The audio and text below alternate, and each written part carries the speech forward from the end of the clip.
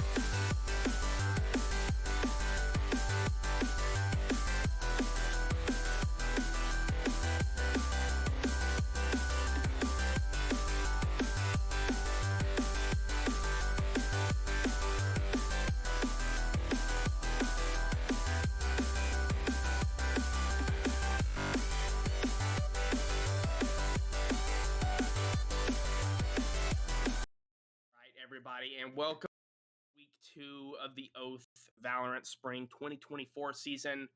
And I am joined by a brand new caster, Swaggy. Thank you so much for joining me today. Nice to No see a new problem. face. Yeah, absolute pleasure. If you want to share some opening thoughts, we're really glad to have you here. I'm really glad to have somebody to cast with today. Where are you from? What do you do? So I am currently a student at Harrisburg University. I'm from Harrisburg, born and raised. Lived here my entire life, so it was like kind of an obvious option with my interest in esports to attend there since we have one of the best programs in the country for that. I really enjoy casting as well. That's been a big thing that I've been able to do at HU. Not everyone in esports is that type of outgoing, let's get on the stream, let's get on camera kind of person. So I kind of have my own little role cut out for me that I really enjoy doing. Um, but yeah, it's great to be here. I'm looking forward to it. Tonight we got Bind. I am not a big fan of the map personally when I play it, but it can make for some really interesting games, and we got two of them coming up here. Yeah, I couldn't agree more. I actually love Bind. It's one of my personal favorites, being a Sova and Sky main. So I feel like those are two great agents, two great initiators for that map. But I think we're getting pretty close to ready to go. And I think Is this game being streamed? up first, we do have Checkmate and Damage who, weren't able to take those opening matches last week, both coming into this week 0-1. But that means somebody's getting their first win today. So always, a positive side of each event. So I'm looking Yeah. forward to see how each of these teams bounce back. two kind of close games. We played Ascent, which can be kind of one-sided, heavily favored for the defense, but I'll explain to you since you're new to Oath. It seems like our first match is always complete opposite from our second match. So Mhm. like if a map is supposedly defensive sided, like Ascent is, the first map probably will be defensive sided, and the defenders will win more rounds, and they'll only need to win about 4 or 5 on the offense to close it out. But then the second match, somebody's winning 10 rounds on offense, and it doesn't make any sense. Yeah. So I'm just gonna go ahead and let you know early that that's my guess. For whatever happens in map one, expect the complete opposite in map two with our other two teams. But yeah, Well, that's I'll ask you straight up right now, who are you picking for this matchup? who am I picking? Man, I think I gotta. I think it's gonna be a really close one because both both teams are really good at working together, and that's one thing I also noticed last week is a lot of these players have been here for multiple seasons, and I didn't see the normal week one like slow start that I'm used to seeing. Like it seemed like everybody was already in midseason form. um I might pick Checkmate, but it would not surprise me at all if Damage bring this one home, just because they work so well together as a team. They play so well together. Ubity on that KO, getting those assists, getting the early aggression sometimes when the duelists need a little bit of help, I think really helps round out that team. So Mhm. I really think it's up in the air, especially with it only being week two. I really wouldn't be surprised to see it. I don't even know if I could call it an upset because Yeah, I think absolutely. Both both of these teams are on teams the same are field. really evenly matched here. Yeah, I will be a little contrarian here. I'm gonna pick Damage. I don't know too much about them. Didn't get to catch their game last week, but I'm liking what I'm hearing about them. I think that from what I hear, Unity could be the X factor here. Could be a big playmaker, make some game-changing plays. But either way, I'm just hoping for a good game. I think we are ready to go getting into our agent select. Always a little bit interesting on Bind, the team comps. I feel like running two initiators is almost a must, or because of how the sites are set up. It's not as, you don't have to just blitz as much as you do with, sometimes with split and just kind of sacrifice a player to get that spike down. But you do need a little bit of that aggressive team comp to be able to get on those sites, get that spike down and set up. But I mean, it looks like Damage is already locked in with their choices. Two duelists, Viper, Brim, Sky. I like that.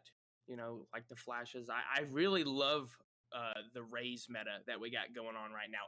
Absolutely everybody is picking Raze. She is so Yeah. good right now and just has that takeover ability. The grenades, the showstopper. I mean, so much fun, such explosive, pun intended, gameplay. Oh my gosh, I'm back. That's my first pun of the season. Oh, we're so back. We're in midseason form, everybody. But Yeah, I love to see Rays mostly for the movement. You can see these players that practice it a lot, and you can see some really crazy stuff coming out. Some really insane entries, relying on that aim heavily. That's who you usually want on your Rays is your best or at least your second best aimer. And for me, it's looking like they know what they're doing. They got their picks locked in. Hopefully, it's indicative that they're ready. They're well drilled. They're gonna come into this one ready to go. Damage starting on the attacking side here as we load into the game. yeah, I like Fry on the breach. Saw him last week with 11 assists. I love watching the assist tally. It's not always about who puts up the most kills, but those kill contributions. So you might only finish with 10 kills, but if you've got 11 assists, 12 assists, you've got 21 kill contributions. You're putting up the numbers. So I like seeing him on breach. A lot of good possibilities there to help your team with the flashes, with the I don't know the util name. The breach, the like earthquake. I'm not super familiar with every utility name, but Yeah, absolutely. I mean, Breach, I'd say is my personal least favorite agent to go against because of the stunning effect that he can bring out can be really frustrating when you just can't do anything. Which you can see those really powerful team combos. But here we go into the pistol, starting out here. Hydros pushing up. Gonna hit the stem beacon, looking like an early little peek here, little rush maybe coming in. Trying to get a little bit of information, and they're gonna get ended up smoked off there by the enemy Brim.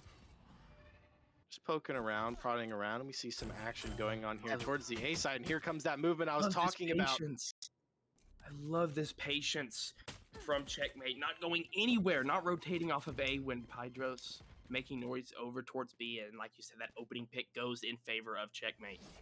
Very aggressive play there, that movement that I was talking about early game, but they are ready for it. Like you said, very patient, well drilled, just waiting for that peak to come, and they know they don't have to push. We're seeing this kind of default spread start to fall apart, and the combined push coming into B. Nice shot from Pydros, trying to find the shots. Can he do it? Just spamming through the smoke there. There comes that breach that we're talking about, and the spike is coming into the site, and a good flick. Taking down Kaya's loss, and now the kill is starting to come in for damage here. Kill on the flank. 1v4 here. Gonna be a tough one, but always doable here. Excellent players on both sides of the server. Gonna need some crisp shots here from T-Sword. Just walking around here, looking like this pistol round's gonna go the way of damage. Always a good start when you can get that pistol, get the eco going early. And it doesn't even look like T-Sword gonna give this one too much of a look in here. Might try and get a couple exits. He walks into this nasty crossfire, trying to find the shots, can't quite do it. And there it is. Pistol round going the way of damage. Nice 1-0 start. Yeah, and I really like their immediately from damage. You know, they lost that opening pick. They got blooded over towards B, but then they wrapped over towards B when the members of Checkmate, they didn't move from A. You know, they didn't buy the fake, you know, bomb was down, or Spike was just kind of lurking over towards that showers position, but they didn't commit. And, you know, they got onto site. The team chow coming in towards elbow, took down that member. Nice shots from Pydros, too. Like you said, that flick back sight. I mean, you really can't ask for a better start to a pistol round. I mean, that is really the tone setter, because, you know, you win the pistol round, you're likely to win the bonus, and then, you know, if you keep that momentum going, if you win those two in dominant fashion, and you turn that into a round 3 win, you're already up 3-0 before the maps really had the games had time to breathe. In a game that's MR12 like this, which CS2 recently adopted, when you get that 3-0 start, that is huge. It's a quarter of the half already gone before your teammates really have a time to rebuttal, just off of essentially one round. We are seeing the eco come out here. A little bit of technical difficulties, it might seem, for one of the players in the server here, but hopefully we can get back into this soon here. Damage. Looks like a Spectre coming out. Just jumping up on top of the boxes, killing some time. Yeah, another thing, Marshall being purchased, I like refunded, to now a see, Bulldog. Another thing I like to see from damage is the lines of sight. You know, holding each other's crosses, being tradable. Worst case scenario. That's sometimes something that can get lost. You know, in late round situations when it's heavily outnumbered, you sometimes start taking solo chows, and that's when breakdowns can happen. That's when you can give up the 1v4s, the 1v5s, 1v3s. It's when you just start taking solo chows. But if you chow as a team, play each other's trades, stay close together, and don't peek until, you know, you're chow, that really helps you lock down that round, close it out. And that's what damage did there in that first round. Well, and that trading discipline, being able to set those up, is a big fundamental step that I think a lot of players struggle to learn, especially if they're just solo queuing.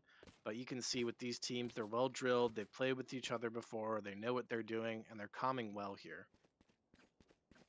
Yeah, still having a little bit of tech issues, some disconnects, but, you know, speaking of disconnects, I didn't have any internet last night. I'm not sure if anybody else had the same issues, and as an AT&T customer myself, I didn't have any cellular this morning, so wouldn't be surprised if this might be related to that in some way, but there's no way to tell. But I guess why we still have a little bit of time.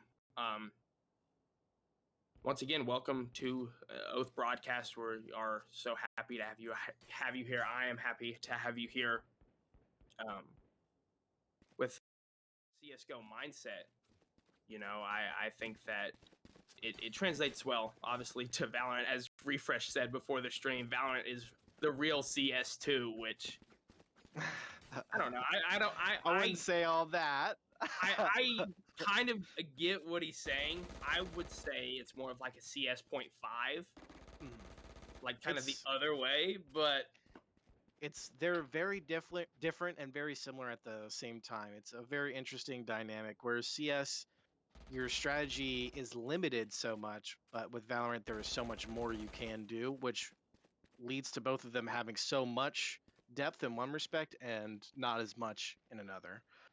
Which is really interesting to see, like all the crazy executes that you can come up with in both games, especially now with CS2, with support for players being able to find crazy lineups and being able to combine those with each other. But again, like the limiting factors of CS, where your team can only buy one type of smoke, but the limiting factors of Valorant are, well, you can have a rocket launcher, but you can't have a flash, or you can have this. Whereas in CS, everyone can have the same thing. And personally, that's what I like about it. That's what draws me to the game more. But again, it's very interesting to see what Valorant players can come up with all those different abilities. yeah, and I think that's what draws me to Valorant. I don't play it a ton, although I will say the last week kind of been getting back into it, getting a little bit of that itch to to play it. But I mean, and I'm only like probably gold peak, so I'm not very good. Most of these players here are way better than me, so that's why I like watching them. But I Yeah, think well, that the variety, like you said, the variety in utility, abilities, ultimates is what makes this game so fun. It's so entertaining. It's different every game. Even if you have the same team comp, like obviously there's a meta comp that you want to run on most maps. Most teams want to run that, but they might play it completely different ways. You might have different Cypher lineups. Like T Sword might use his Cypher and place his trips and his cages in completely different spots than somebody else. So I think that's why I really love this game, and why I prefer it over CS is because there's not. I feel like CS has a lot more is a lot more monotone and repetition and just yeah. I will say this about CS. One thing that I do like more about Valorant is that both teams do have access to all the same weapons. Mm. Whereas in CS, the economy and all the same prices and all that on both sides for Valorant. But in CS, the economy, it takes a lot of balancing. It has been fine tuned over a very long period of time, almost 20 years. But it's always frustrating when the T side, the attackers in that game, if you are likening it to Valorant, can buy the best gun in the game. That's a one-shot headshot, does great damage, guaranteed 4-hit kill. But in Valorant, you can buy that on either side, whereas in CS, only one side has access to it, and it's cheaper than the other side's rifle, which is worse, regardless of if you go for the cheaper option or the more expensive one. Both games definitely take or have taken a lot from each other. At least with CS2 coming out, it's taken a little bit from Valorant with that changing to MR12 as well, which has thrown the economy into a little bit of a weird spot. Some people like it. Myself, I don't really like it all that much. I think that it places too much emphasis on the early rounds. But here in Valorant, I think they've got a great system worked out. You can see some really interesting strategies again, since those util pieces come at a different cost for every character and for each piece of util and all the unique types. It can they've got it figured out. I'll say that. I think the eco's well balanced. And I'm interested to see what Checkmate is going to do here in their eco round when we get back into this game here. Looks Yeah, like so far they're just chilling, not buying much here, but honestly, I think they should go for a save. yeah. You don't want to have to force when you don't have to. That might come if you have an 0-12 half or a 4-8 half. You might try to force up if you don't win that second half pistol round. But I think if we have any people who haven't watched Valorant before and this is your first time, or you don't have a great understanding of it. Valorant is a round based game. I believe a minute 45, minute and a half each round. There's an attacker side, there's a defense side. The attackers have a spike that they need to plant on either A, B, and some maps even have a C site. And you can go and plant it there, wait for it to diffuse while also you have to defend the spike when you plant it, or you Mhm. have to take out all of your enemies, kill them, and you can also win the round that way. But if the defense doesn't let you plant and at least has one player left alive at the end of the round, they win the round. Or if they kill all of the attackers after the spike has been planted, they win the round if they defuse it. Um, Pretty simple, I feel like that search and destroy, that Mhm. CS:GO kind of Whatever you want to call it. tactical shooter based game mode that has been around and been attempted and replicated so many different times. Siege as well. I know that's a big one. Um, a I lot of didn't different mean variations, to but all the nerd same. out and jump into the economy there without explaining the game first to anyone who hasn't seen it before. But the economy is a big part of this game. It's probably the most important part. It takes decently strong math skills a lot of the time, so you can know what's going on, when to buy, when not to buy. So, for a little bit of reference here, since Checkmate lost that opening pistol round, they did not get nearly as much money to buy for this next round. So, since sorry, getting out of the game here. Since Damage was able to win that pistol round, was able to take it down, they got a lot more credits. So now they can buy better things. And so again, if you lose the round, you get less. If you win the round, you get more. Pretty simple, and then you use that money to buy your weapons and your equipment, your utility, all that for the upcoming round. So it is a big part of the game and takes a lot of mental focus and sometimes restraint. I know myself, whenever you're getting tilted, whenever you're getting a little frustrated, you're just like, I'm just gonna buy whatever. I'm just gonna run in. But it's important at this level of competition to make sure that you're always focusing on not what you have, but what your team has as a whole. Yeah, I couldn't agree more. I sometimes do that too. Or if my teammates are being petty, I'll do the opposite and either not buy them and just run in with a classic every time. Which, speaking of classic, I just bought the new 100 Thieves classic because I am a homer. Ooh.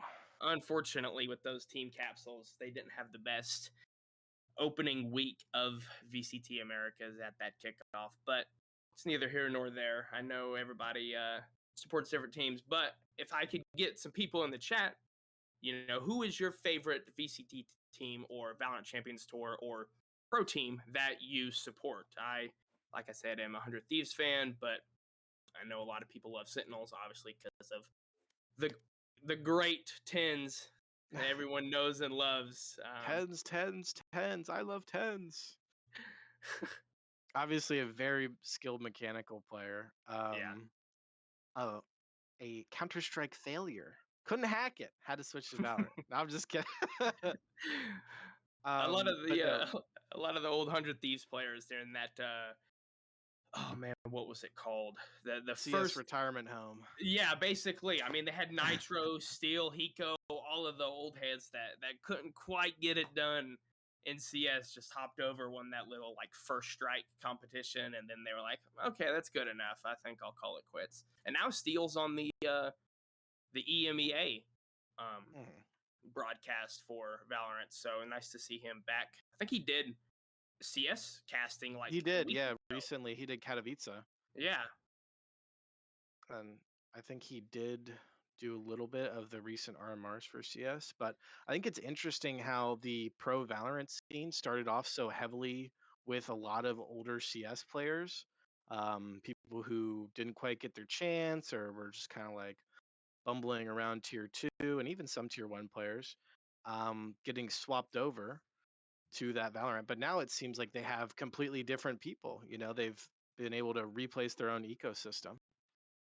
Yeah, I feel like we're getting to that age of Valorant where more people have had a chance to, maybe they didn't. There wasn't. Valorant was just brand new, and so obviously the closest game that we had to that was Counter Strike. So like you said, all the people who had been playing Counter-Strike in the same game, the same map, same round, same system for 10 years, they were like, okay, this is the same game, but like if Overwatch was a A little more little bit tactical. sprinkled in, a little Yeah. bit more sprinkled in, then that's basically what we have. But like you said, I do like seeing a lot of new faces, a lot of younger talent, like the Team Heretics in Spain, super young, super entertaining. But Mm. Well, I yeah, think we are ready to get back in here. I think we are ready to go in the lobby here. Damage is going to be back on attackers again. And still, hopefully we can get this one underway with no issues. We are going to be playing the pistol round over again, I believe, but we are going to have the same agents here. okay, I like that. Let's see if Damage can do the exact same thing and start off that winning that opening pistol round. That was a really great pistol to watch. Frankly, I really enjoyed that one. It was a very Counter-Strikey type of pistol round, very diligent, very slow. They took their time, except for that first aggressive peek, which is always good to get some info, get some idea about where your opponents are on the map. But then they took it slow, they grouped up, and then they were just able to play together, push together, and do a very great job trading onto that site. I agree. And yeah, looks like a heavy A stack so far coming in from Checkmate. Trying to give them a different look here. Maybe trying to prey on the, they went B last time, so we'll think that they're going B. That little double negative going on there, double psychology, if you will. But yeah, big stack up here towards A. Be a very interesting strat. Looks like they might even be going for some kind of mid push here.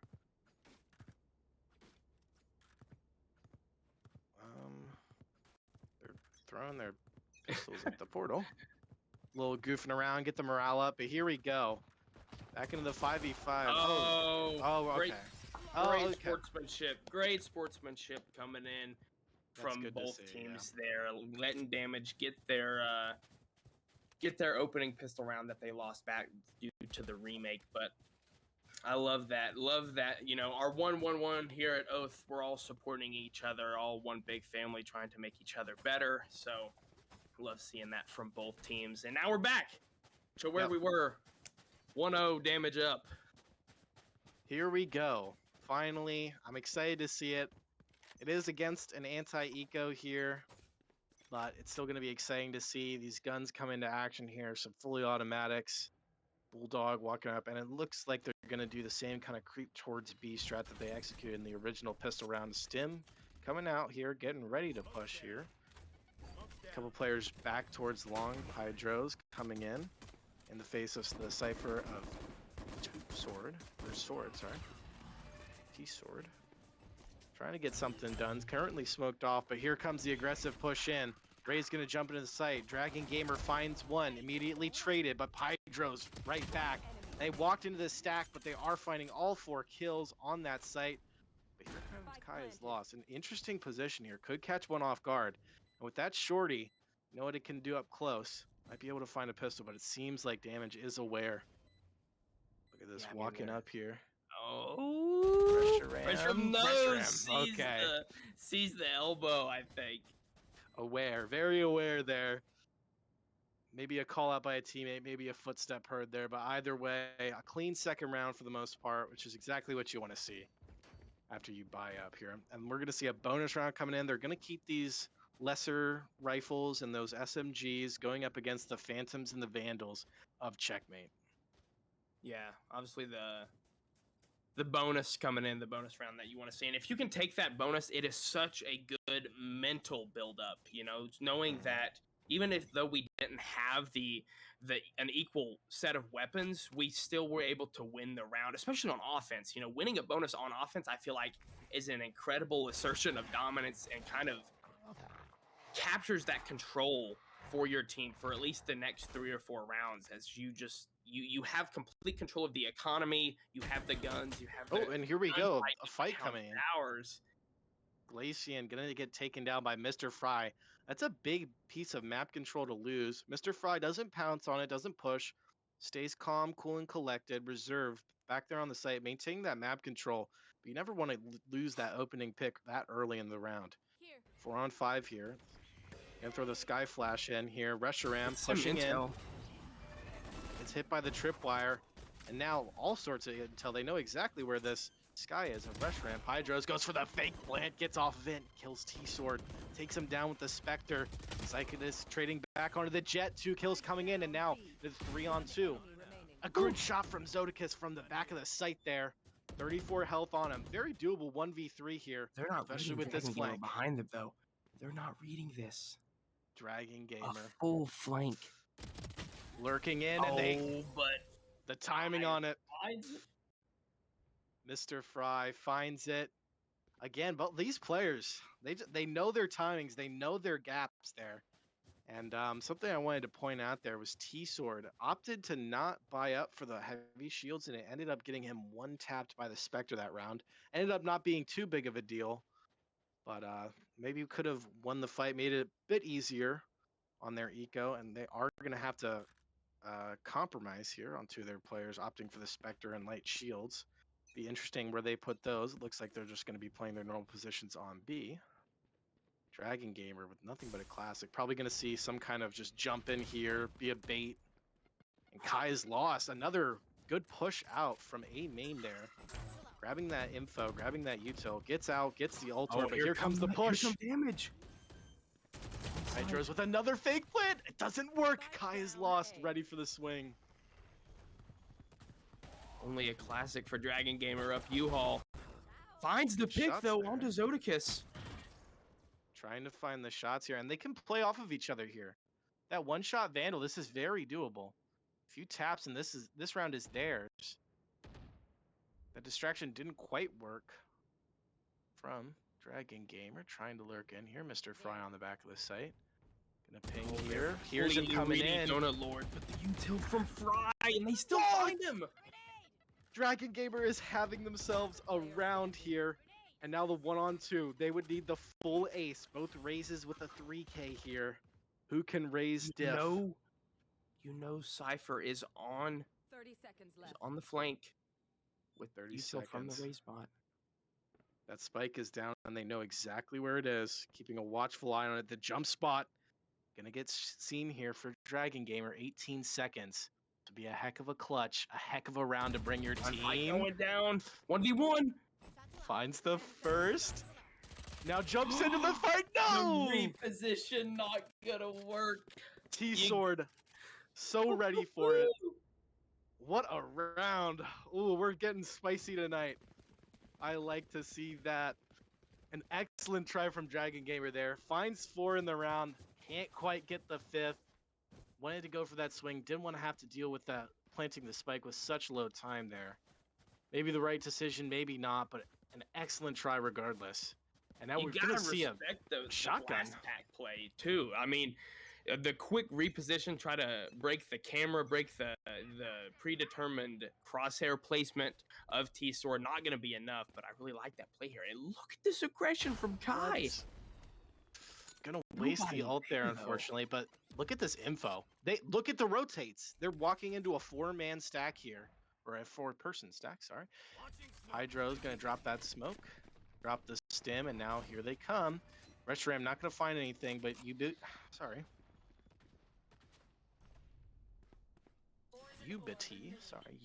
is gonna charge in here. 3 over towards Hookah here. 5-person push coming in. Dragon Gamer jumping into the back, gonna get killed, taken down by Zodicus first. Donut Lord finds Reshiram, but Pydros with a nice double. 3v3. Still here. It's a 3v3 on this site. The flank gets found out by Ubiti, making a great impact on this round. Glacian coming up. Oh, the timing. Gets out with their life, though. Can't quite capitalize. Donut Lord. Gonna have to work hard in tandem here, but Mr. Fry goes down. Not quite a 1v3. Close, though. Gonna be a 1v2, and Pydros finds 4 and the round. That's back-to-back 4Ks from the side of damage. Although Dragon Gamer wasn't able to close it out in that round 4. Pydros gets for that round in the round 5, closes it out. Great shots there onto Donut Lord in elbow, and you know they won the first 2 rounds, but weren't able to carry that success into the buy rounds, into the rifle rounds, but bounced back there. You know, a bit of a weird economy going on for each team, but good bounce back there from Damage, regain that lead up 3-2. Gonna see a push here onto the A site. It's looking like it, at least. And again, Checkmate going for that early A main control, trying to get that info. Guys lost poking around with Judge in hand. A little far for the engagement. Gonna get traded by Mr. Fry, but then Mr. Fry is traded right back by Ubity. And now the push comes in, and this site is basically free here. After that A main push gets shut down. Gonna be interesting. Only classics, it looks like, for the remaining players. A couple alts, but probably not the round to use it. It's like Ace, one single Spectre on T-Sword. Can he win that fight over there? He will take. Unfortunately, he can't give his Spectre or the Vandal to one of his teammates, but they can work together here. 3v3. Still very doable. Especially with the ult, and especially with that frag. The info coming in, they're going to know that that Jet's there. Half stick coming in at least. Is it the full stick? It's the full stick. They gotta go through. They can't quite cover.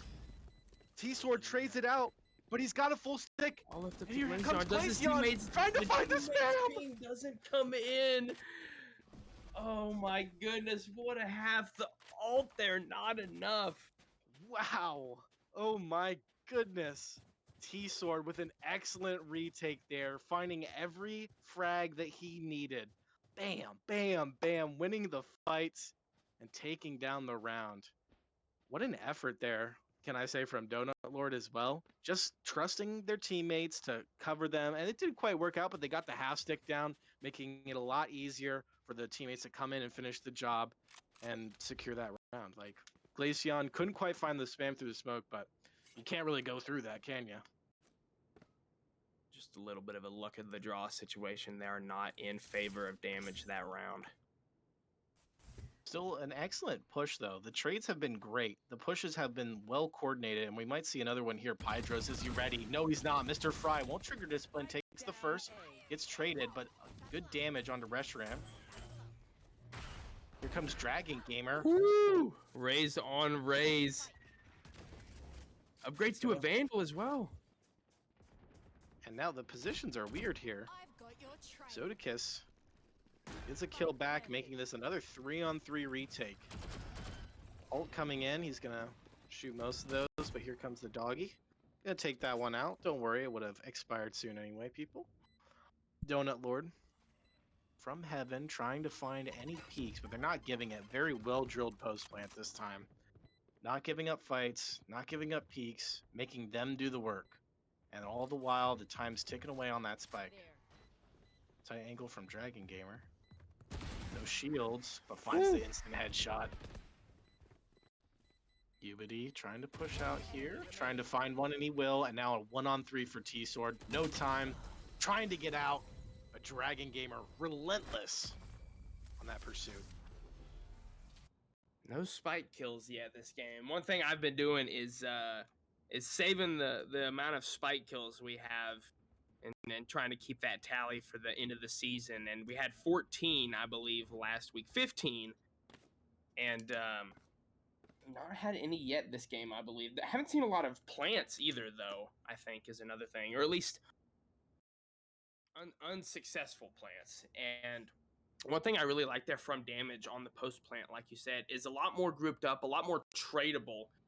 Knew that all members were going to have to come from CT because of the Cabbage, the Sky ult, knowing all three went towards that CT side. So they knew their back was clear. They just needed to play together, watch towards that side of the map.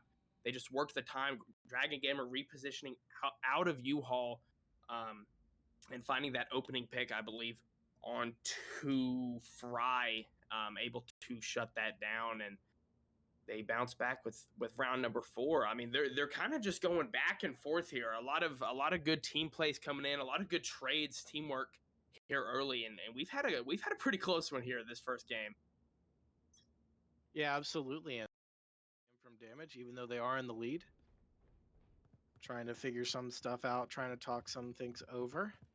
And I found it interesting that they started with the B hits early, starting that conditioning, saying we can take this site if you guys don't put up a solid wall against us here.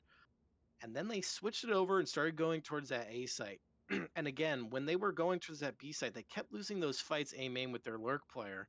And that kind of gave the gambit up pretty early, making those B site hits more difficult. But again, we're having that double A main push come in here.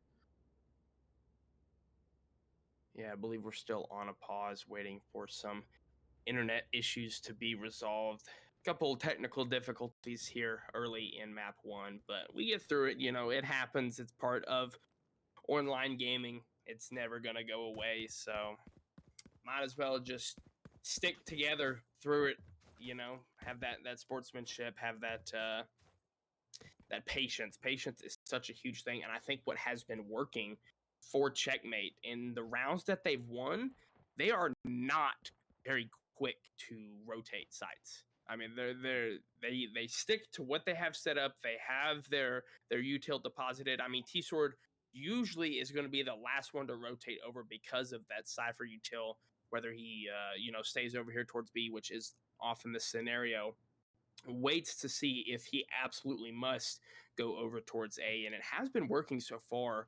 They've won 3 rounds on defense, already 5 kills in the game, leading his team, but I think we are just about ready to get back into this one.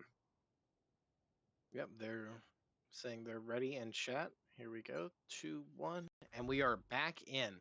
Hydro's getting ready to throw down those smokes. It looks like it might be a fast play here, maybe not. Pulls him back out. Here comes Kai's Lost with the drone. Gonna pop that down. Won't see anyone. Tries to bait a swing by faking the ult or capture, and here it comes now. They're disciplined, but Mr. Fry's right there. Protects his buddy. Kai's Lost. Gonna get that Vandal. Still low health, no shields. But can't complain about a 4v5. And the immediate rotate coming in here. Spike going towards that B site. 2 players here. T-Sword and Donut Lord. Reshiram gonna send in that Scout Doggo. Can't quite find anything. Not gonna find any intel though. They might expect the site to be clear.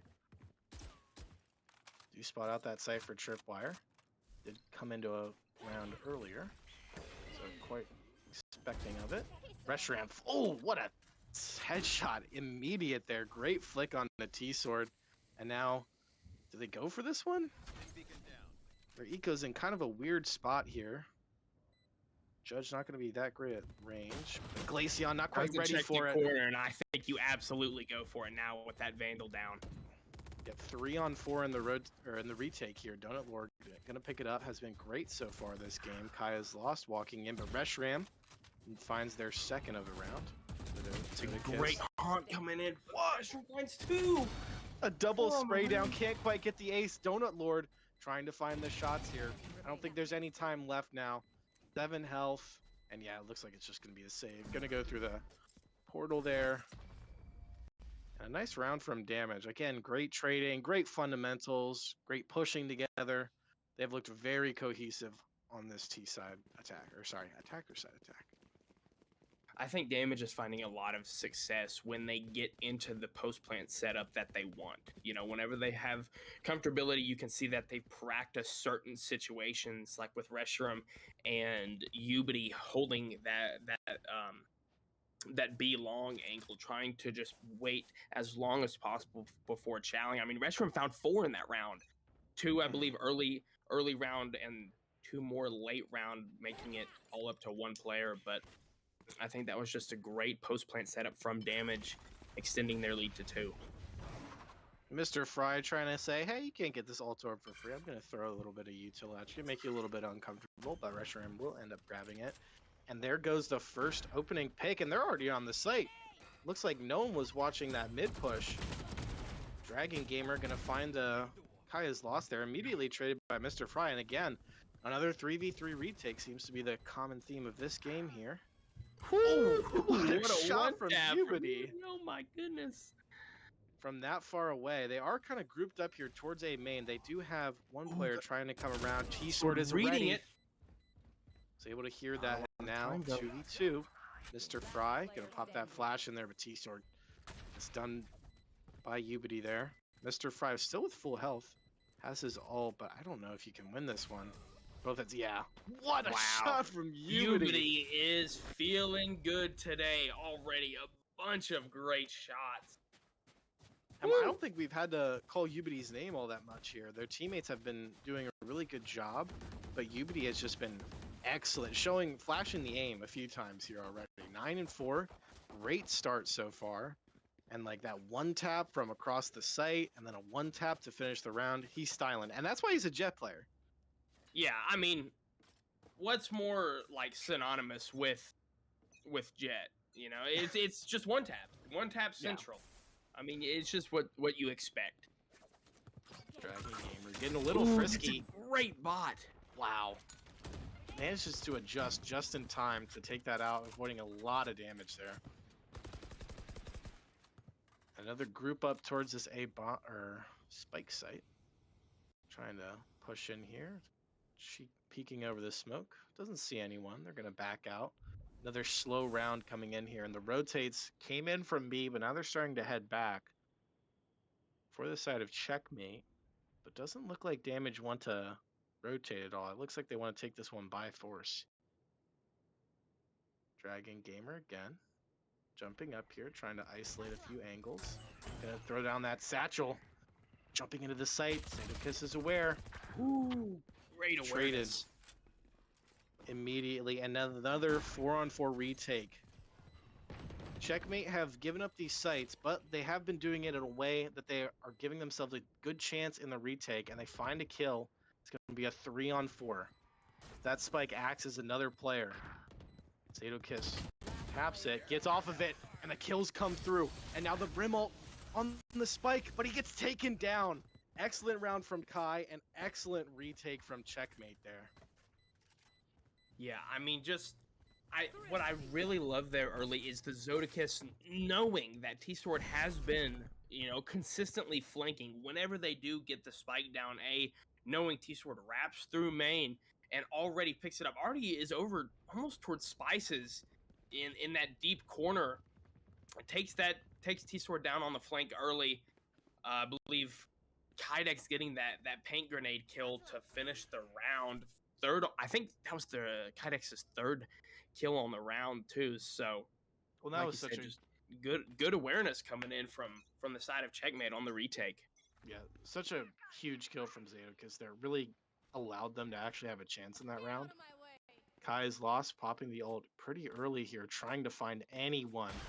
They are going to evade him just barely. Now they know exactly where Kai is coming from. Good bot there. Follows up with that grenade.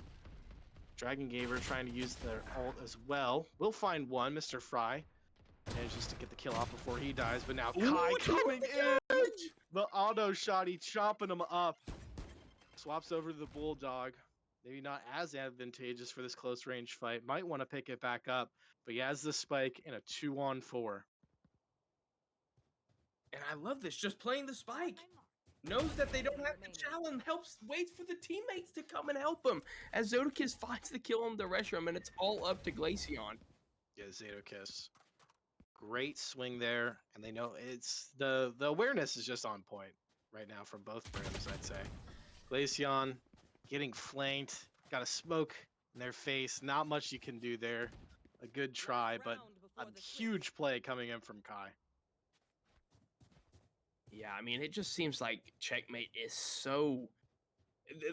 They can play both sides of the coin, whether it's Kydex being absolutely insanely aggressive at the start of the round, just blistering pace with the blast packs, with the showstopper ultimate, or, they play completely patient and they don't overchild, they don't over-rotate either, and that's what's got them 2 rounds in a row and only 1 behind damage for this last round and a half.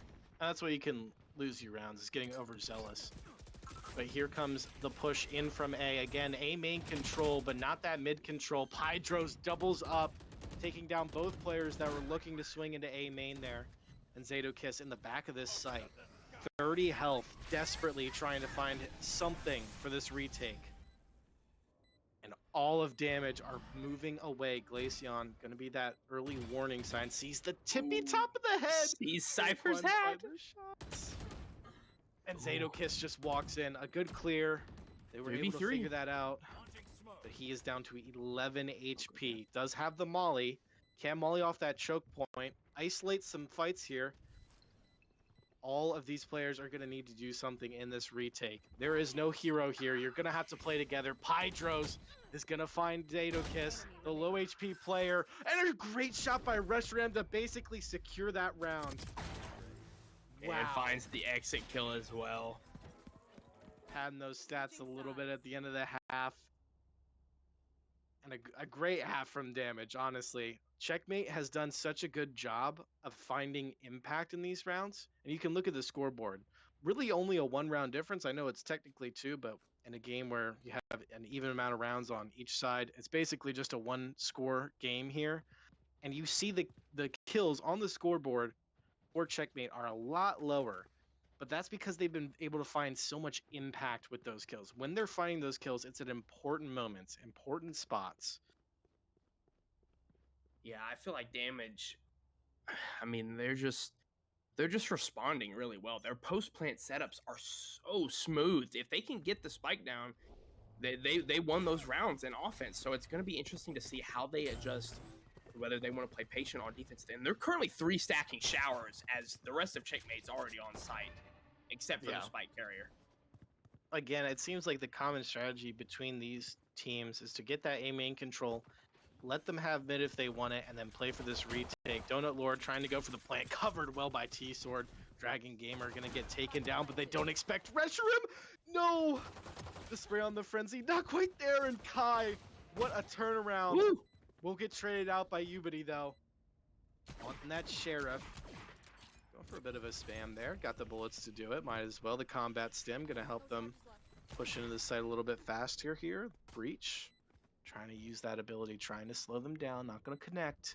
Donut Lord, caught with util in their hand. Ubity finds 2v2. one, and so does Pydros. 2v2 here. Glaceon with an excellent clear. Gotta be the cover here. Great Molly, though. Needs to stay alive. Finds one. Oh, finds 2. Closes it out. Great. Held on to that Molly, like you said, great Molly there. Held on to it for as long as he could, and then popped it at the right time. Man, well, that's how you want to start an offensive half after losing the last round. When you were on defense, you know, you just want to hit them super fast, super aggressive, get the spike down early, set up, play time. Basically, I mean, as we've said here at Oath, and I'm sure Counter-Strike players feel the same. Time is sometimes a 6th player for the attackers. Yeah. You know, so once you get that spike down, you really just need to work together on map control, playing trades, and just being patient. Make them take challenges and map control that they don't want. It's looking like it's going to be a free one here for the side of Checkmate. Going to tie this one up. A gamble stack coming in. Personally, I'm a huge fan of those. When you lose the pistol, gives you a chance to get something unexpected, surprise them, catch them off guard, play together. But here they go. 5v5 retake. 1 player on the flank, 4 grouping up towards that back hall. Donut Lord will find 1, taking down Dragon Gamer, who has been excellent thus far this game. Rushram trying to find something, gonna ping for their teammates. Donut Lord, a little bit of low HP, could get taken down here if he's not careful. Trying to find 2, and he will find the double spray down. Rushram gets taken down, and now it's all in that flank. Kiss quite aware. We'll take them down as well. I mean, that's just, you know, kind of expected whenever you win the pistol round with such ease. You know, you get it over and done with. And then, like you said, I do like that kind of gamble. You know, you 5-stack a site, because even if they don't go there, you know, you have a 5-player retake. So, although you don't have the great weaponry to do so, you still have all your players left alive. You never know what can happen. Unfortunately, the expected outcome is the actual outcome of that round, and now we're tied up with... Well, look at this. They're doing it Another again. another 5-player stack. They're in the right spot this time. We'll grab the Those are ult some orb, but good spams. at least it's traded out there. Wasn't quite worth it until that trade comes through, but T-Sword, great timing there. Knows that he's got him low, and will take down Pydros. Now, they're just grouped up all in A main here. But so is the opposition. They're ready for this push. Sending out that dog, trying to find anything.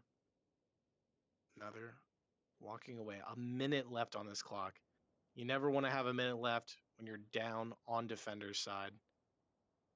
Lost that player advantage, and now you have to cover so much of the map with so little.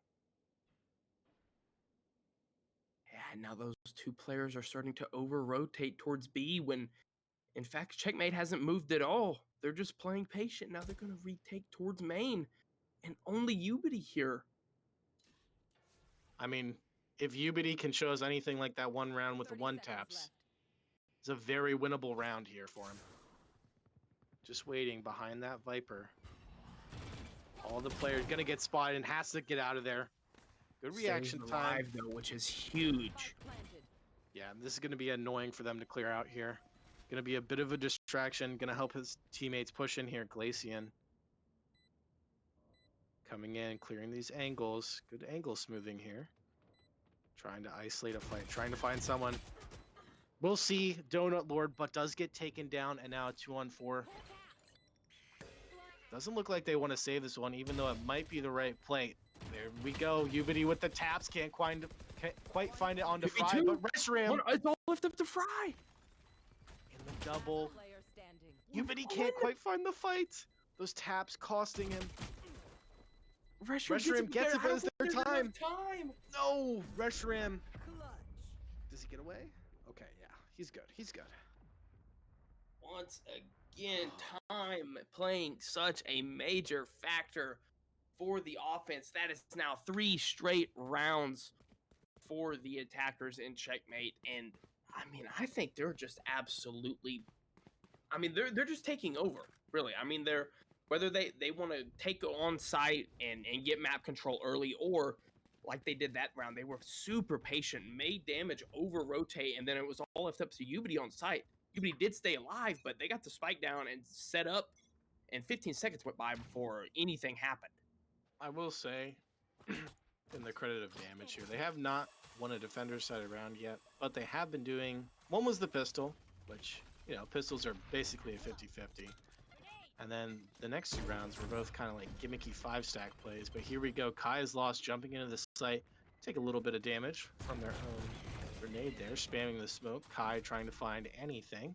They've pushed them, the defenders, off of the site. Damage now coming into the back of the site. Not getting cleared out yet, but here comes Kai. He's not ready for the second player. Ubity. Great positioning there. And now, again, this is going to be annoying to clear out. Reshiram with a great timing on that peak, taking down Donut Lord in the back. A free one there. T-Sword trading it right back. And again, a 3v3. Ubity trying to find the taps with the classic, and they get cleaned up. Mr. Fry with a 2-piece. Maybe you should change it to Mr. McNugget. No, I'm just kidding. That was bad. But again, a great round from him. And the awareness from both teams has been on point. They are ready for these flanks. Even when there's so much chaos going down on the site, they're looking behind. They're ready for them. And they're winning those fights. I'm gonna admit something. That took me way too long to understand why you said that. And it's because he keeps getting 3 and 4 pieces. And that took me so long to understand. But Fry is absolutely having a map. I mean, yeah, just what more could you ask for? He was a stalwart anchor on the defender's side, and now has been excellent with trading and playing around his team. Love to see these brims here. I always think of them as like the tactical leaders of the offense. They're kind of the ones deploying those smokes, dictating where their teammates can push. They are going to back away from A here. Might be the right decision. Grouping up again towards this mid side, but unlike most of the other rounds, they do have 2 players watching this for damage. Not much A main control. And they're just silent. They're waiting for something, anything. They want damage to get impatient. Chucking it over, and here comes the push. 5 players running at you. Dragon Gamer, what can you Doesn't do? know who to shoot. Kai is lost with an excellent double. Distracts and then finds 2. Unreal movement from Kai there. And a big time play to basically win this round. Ubity would have to do something special. Teammate could find something as well. Ooh, Ubity that's a with the great tap start. ahead. Trying to walk in here. Goes for the spam. Finds another T-Sword. 2v3. They're giving up these fights way too easily. Now this is scary. It's doable. About to go down outside. You all can rush him. Find the kill. Finds the timing. Knows we're doing it. Sees the second. And now the call's coming in for Ubity. But the double swing comes in for Checkmate. And now it is 10-7. Damage struggling on this defender's side. And the eco is not in a great spot either. They do have a couple ults, so they could make some kind of buy around this. Ubity could use that jet ult instead of buying a primary, but again, it's not looking good here. A broken buy, if they choose to force here, it could lead to 11. Yeah, I mean, just 5 straight from Checkmate. And one thing I'd like to see Damage try to incorporate is a little bit more pressure on the flanks on these retakes. I don't think they've had a flanking player once. And, you know, just at least trying something new might help to winning some of these retakes. But, again, look at this pace from Checkmate. Yeah, another thing to point out is they have been going A over and over. Just a show of force each time. Kai is lost. The ult out. Can't find anyone. Does try to go through a spam through the smoke. Doesn't find much. And honestly, I think you might have to save this one. I know it's a 5-on-5 with a couple ults. I know it might sound a little bit crazy. They have invested these ults into the round, but if you lose this one, you're losing pretty much everything you got. Trying to find the fights. Dashing back out of there. Reshiram takes his place. Now the Stim trying to help them push, but the Molly just shuts it down. And then the Cypher smoke as well. Yeah, they're not getting an inch here. Yeah, I mean, just... Pydros with a nice double. Still shooting. Dragon Gamer. And now all of a sudden, they were not letting them have anything. Not giving an inch with taking a mile. Corner. They didn't check the corner. There you go. Write those down. 2 bomb deaths. 2 more. We're up to 17, lads. 17. They didn't clear out T-Sword. I don't know if there was a cage or a smoke or what the situation was there, but T-Sword didn't really move off of Spike after it went down, and we're able to find those final 2 kills. Killed the Spike diffuser, and that is now 6 straight rounds, and they planted every time. Every single time the Spike has been planted on the side of Checkmate. So if Damage want to try to make something happen, they're going to either need to stop the plant, stop what has been so successful for Checkmate, or try a new way of retaking. Yeah, Pydros with an excellent try there, giving his team something to work with in that retake. Ultimately falls short. So here we are. The Spike kind of lagging behind over towards Hookah there. Entries coming in for Mr. Fry, and Kai is lost. Just knows where Ubity is. Not fooled at all. Discipline on that smoke. Dragon gonna have to shoot that bot there. Brings out the party. Can he find more than one? Not quite! Oh my goodness, that could have given Pydros an easier clutch. Much easier. But doesn't quite get the finish. Pydros finds one through the smoke. Sees Kai's lost just before it blooms. Yeah. Zadokis, excellent positioning. I thought for a minute there, Dragon Gamer was about to find 2 or 3 with that showstopper, and the round was going to look completely different, but only able to find 1, and then was immediately traded out by T-Sword. But another Spike goes down, another round win for Checkmate, and now they are on match point here on Bind. That's an example of just being spoiled for choice a little bit too much. Had so many targets that they could have picked off.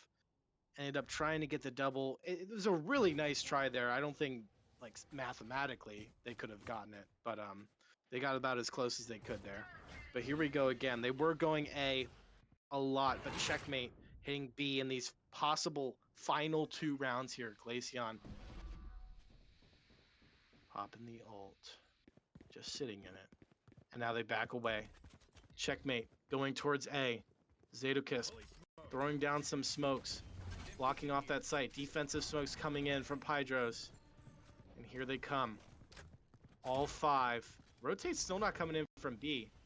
They might believe that it's just another fake here, but it is the real thing. Dragon Gamer with nothing but a Marshall. Go for the fake plant there. Pydros still gonna find it with the ult. Dragon Gamer can't quite get this shot off in Zadokist. Excellent headshot. Now to the 4-on-4. Mr. Fry trying to find a bit of spam. And here comes the rotates. They're going to hear it. They hear the portal coming in, but it doesn't matter. They're rotating. Kai is going to get there first and get that spike down. 4v4 retake for the game. You got to go for this. Or sorry, 3v4 retake for the game. Ubity, Reshiram, and Pydros. Arguably the stars of this game. But Pydros and Reshiram go down, and so does Ubity. An excellent show of force in that last round. Checkmate, dominant on their attacker side. That is a 8-0 on offense from the side of Checkmate. You could not ask for a better offensive half. I mean, it just looked like they had the script. They knew exactly what to do every round. They knew when to rotate, when to play patient, when to fake the rotate. It seemed like they were always one step ahead, better positioning, better trading, better angles. I mean, credit to Checkmate. They played a great first half, or credit to Damage. They played a great first half, you know, when they were on attack, but just couldn't keep that momentum going into the second half. And it seemed like Checkmate were just waiting, itching. I mean, just mouth watering, waiting to get to that second half when they were on attack, because it seems like they already had a game plan. Oh, yeah. I mean, both teams, absolutely great game. First of all, GG's to both sides. But just Checkmate on that side, they couldn't be stopped. They simply couldn't be. And the scoreboard showed it, and the final score showed it.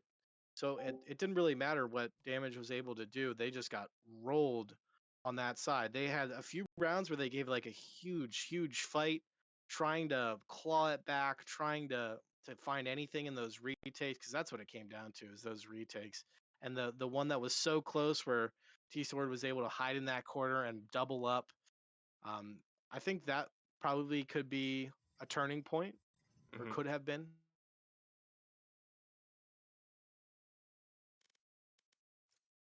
A turning point. Besides, neither team gave the other team an inch. They had to work for every bit of map control, every kill, and yeah, an excellent game to watch. Yeah, like you said, just that round from T-Sword where he just lurked by that spike, found those 2 kills, kind of just cemented what had been unraveling in that second half, and just put the stamp on it. Really, it just showed that Damage, no matter what they did, even when things looked possible, they just couldn't get over that little hump. So I think we are going to take just a very quick break while we get players in, but don't go anywhere. We will be right back with our second match of Space Mode and Ace. Stick with us.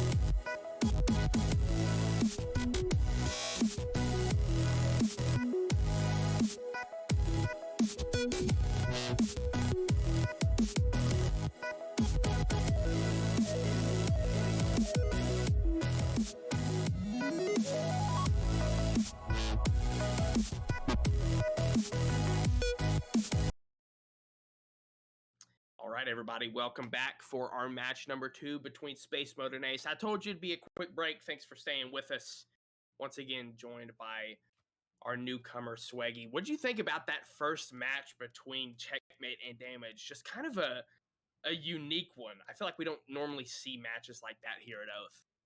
Well, it was a tale of two sides, right? It looked like Damage was just gonna be steamrolling them all the way, and then Checkmate putting up a really nice defense at the end of that half. Ended up with 5 rounds, really close to 6. Splitting the half on bind is great, obviously, but they did what they needed to, and I mean, realistically, more. I mean, they didn't lose a single round on their attacker's side. After getting sort of dominated early, I wouldn't say like dominated, but they were getting pushed around a little bit. The pushes were excellent from Damage. Can't take that away from them at all. Very well coordinated, great trading, with like just good fundamentals all around, like, and good team play. And then yeah, the defense side kind of fell apart for them. um, it just, and I'd say not that it was completely luck. Can't take anything away from Checkmate either, but Checkmate just seemed to have a read on them somehow. Whether it was luck, whether it was skill, good game planning, whatever it was, they were just on it, um, on their attacker side, and were able to push when they weren't there. And then that final round where they called that all everyone just rotate, everyone just go, and they ended up beating Damage to the site and getting that easy plant down. Yeah, I mean, from what I can recall, I don't think I've ever seen a flawless half from a team here at Oath. Maybe unless like the first half was 8-4 or 9-3.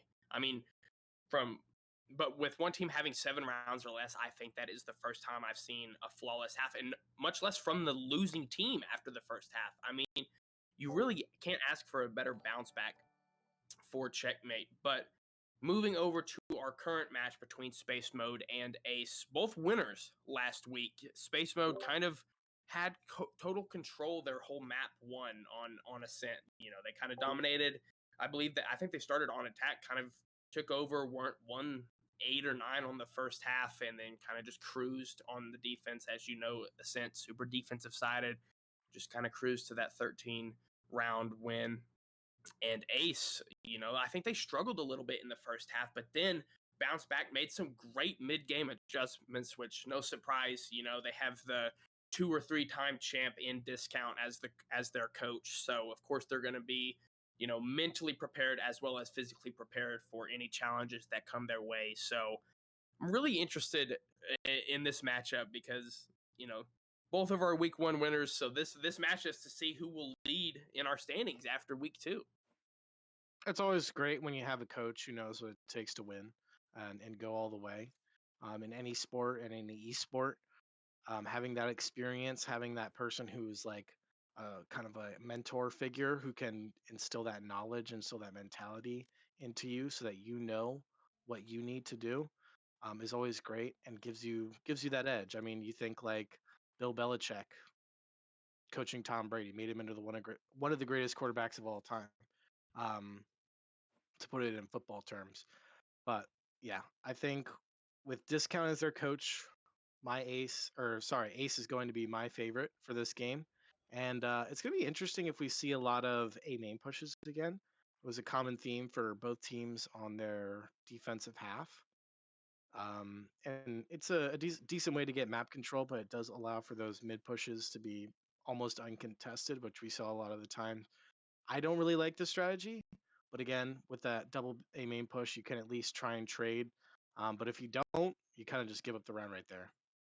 Yeah, and you know, like you said, it seems like Ace would be favored just because of their routine, their history with their coach. And you did mention Bill Belichick, but me personally, I think Bill Belichick was kind of carried by Tom. I think Nick Saban would be a little bit of a better coaching example. But on the side of space mode, I think we have Shaq and Kobe in typicality and Opie. I mean, they were just absolutely frying last week on Ascent, just took over 30 kills from typicality, 25 from Opie.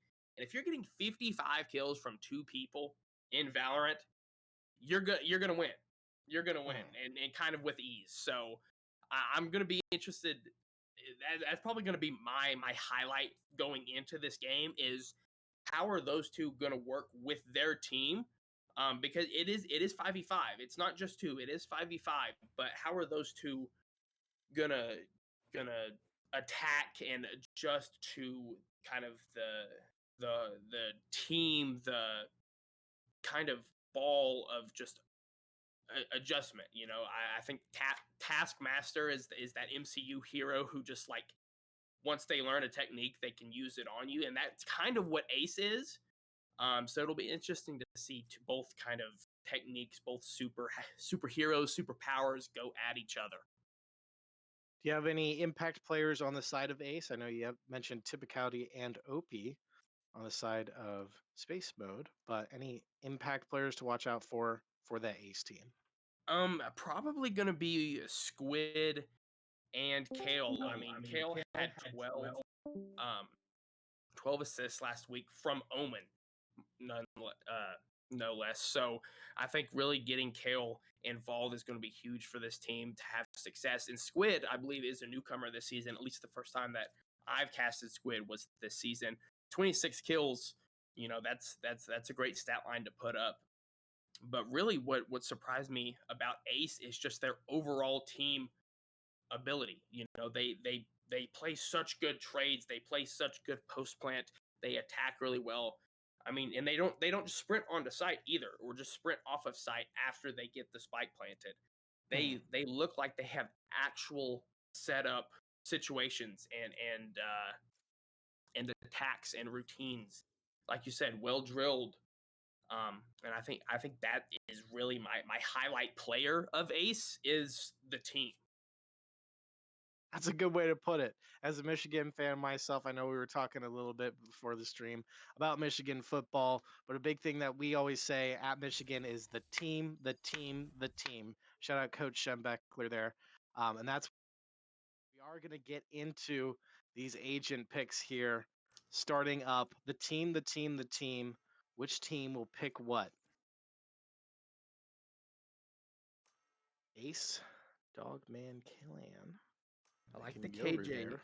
coming in from the side of Mosaic. I think that's a comfort pick coming in, and you can never go wrong with having a character with so much intel gathering ability and site lockdown as well, especially on a map like Bind, when you can get absolutely overrun before you know it. So having a player or having an agent like Killjoy can help you so much in allowing the rest of your team to rotate over, as well as watching the flank whenever you get on site on offense.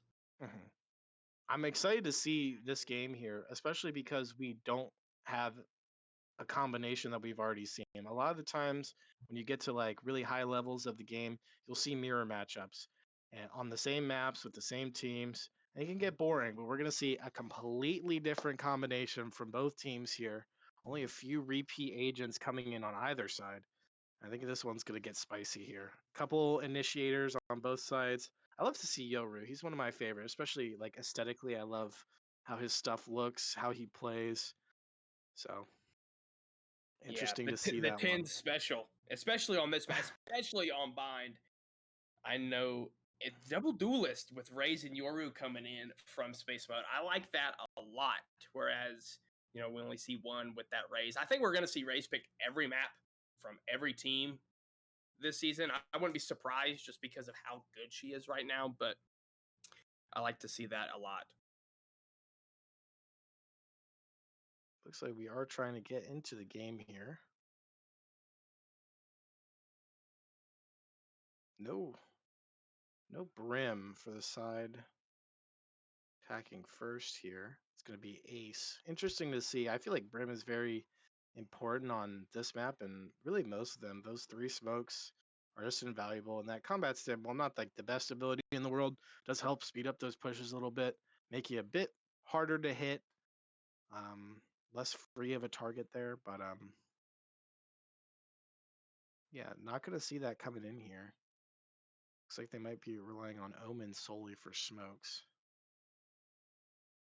Yeah, and I think from Omen, obviously coming in for the pick for Kale, I think it's a comfort pick. You know, so used to playing with Omen, knowing where to place those smokes, where to blind, where to TP. I mean, I know that. I think it was first match of VCT from Sentinels. They had 10s on the Omen, and a lot of people were upset with it. But I mean, you can get some pretty cool Omen plays with the quick teleports, you know, teleporting in and out of the smoke, kind of fake teleporting where you jump off and then teleport back to where you were originally. But I like that pick from Kale personally. Yeah, it's going to be interesting here as we are getting ready for a pistol round. A lot of ghosts going to be on both sides here. Hopefully, you see some crispy, clean taps. And both sides going to get a decent amount of utility. Creeping up towards A. Here comes Ace. Kale leading the charge. Destroy that, very aware there. And great crosshair placement. Almost finds the headshot. Almost picks up typicality. Gets away though. Bunch of util going off here, but not much in the way of exchanging actual bullets. Kale just jiggling with typicality, sorry. A little bit of a dance. They are holding their positions here. Ooh, Mosaic dodges unseen. that, but here we first fight goes the way of Ace here. Gonna tap out Dr. Ghoul. Dogman clan at the back of the site here. A little sneaky. We'll find one, but immediately traded. Great trade by Luna, and now Kale on the top of the site. A watchful eye. Two players trying to wrap around from side hall. Kale saw him, but I don't know if he maybe registered that or not. Trying to find the spam through the smoke. Now 4-on-1. Opie, one of your impact players. Woo! Good taps. Kale's in a great spot though. Good adjustment. Oh, that Killjoy turret though.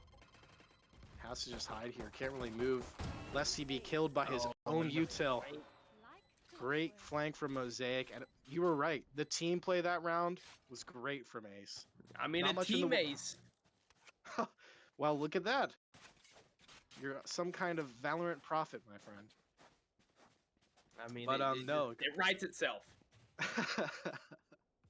A great job there by them, able to like push in and not having to flash the individual skill, but definitely seeing it. You know what I mean? Like, not that they're not skilled, but they absolutely can show that.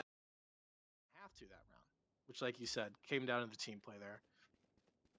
Gonna see a kind of normal defense here, despite being on an eco. Spread out across the map, but here comes Ace pushing in. Mosaic not quite ready for the OPP. Teammates push him back.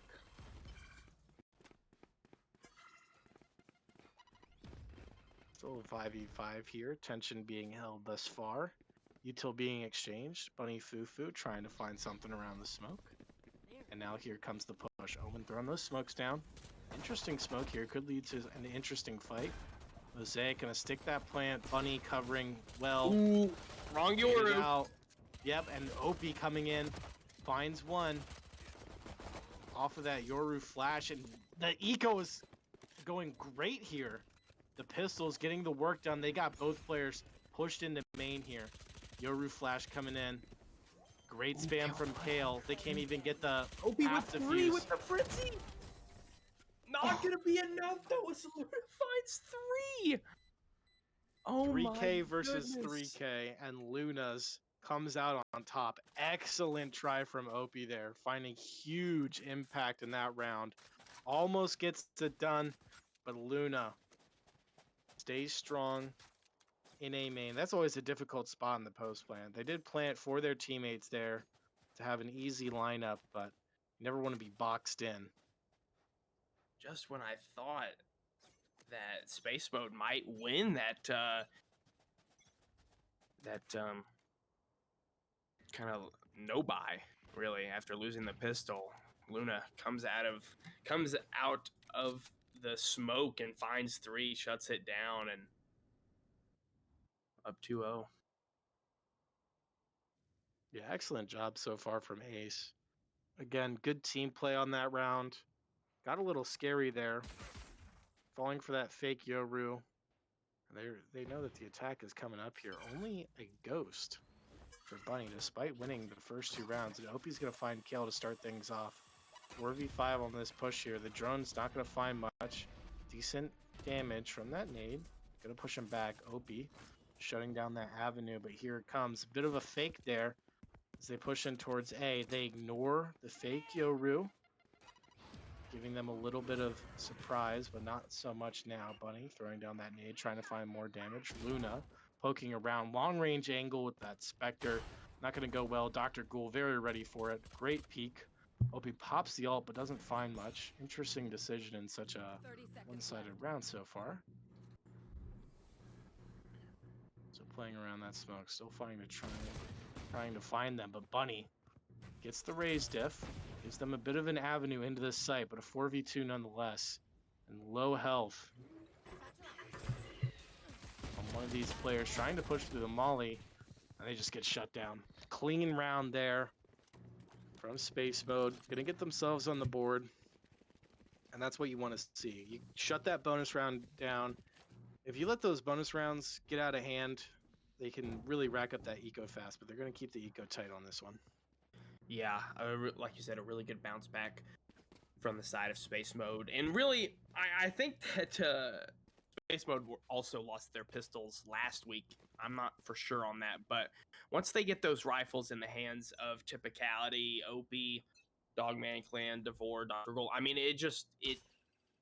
they become part of the players, you know. I mean, they're just so good with these rifles.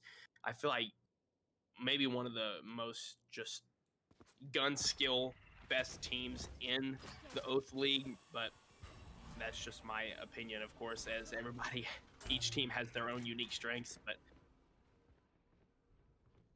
trying to push in here is Bunny. Been good so far, finding those few kills. And again, no player has stood out so far for Ace. Just been great team play. Good shots by every individual. Bunny lurking around, trying to find any kind of opening here. Kill's going to go the way of Ace, though, to start it off. Mosaic.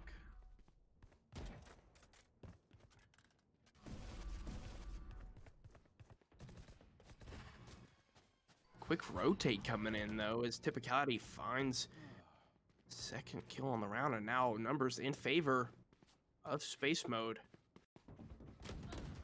30 seconds left. Gunfight's going down hookah. Another rotate, it looks like, is coming in. Mosaic just walking up A main, just free. No one here on the side of Space Mode. Spike on her back. She will throw it down here. 2v3. Like we talked about, that Spike can act as another player, essentially evening this one out. Just got to play that time, though, especially when you're down an actual person. Shots coming in from heaven. Dropping down is Opie. Teammates coming in from main. They should have a good idea of where both players are now, especially once they clear this out. Passive our Ace. Disciplined. Finds one and done. 2v1 here. Can the Omen get it done? Kale. 1v2. The spam comes in. I don't think it got halved. It did get halved. And they are going to get the defuse. Wow. That was just so by the skin of their teeth. Close.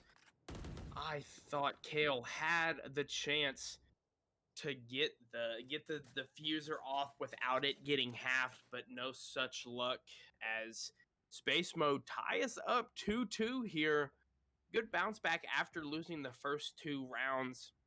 Kind of similar to what we saw last round, or last game. Yeah. It's always difficult to bounce back, like you mentioned, especially after losing that pistol round. We talked about this a little bit before the games, where when you lose that pistol round, you can get out of it really fast. You can let them run away, but they don't do that. Now Ace forced onto Bit of an eco here, a little bit of a half buy, whatever you want to call it. Bunny throwing in that nade. Doesn't quite connect. Opie poking around. Barely dodging a mosaic, and there the fight comes in, but just going to back out of it. Smart, passive play. Going to maintain that side of the map control. Again, the tension by both of these teams just being held and held. Neither team wants to make the first mistake. Neither team wants to give the opening kill away. Bunny. Again. Trying to find a little bit of fight. Gets a little bit of info. Calls their teammates. Just one site. Dogman Clan on the Yoru.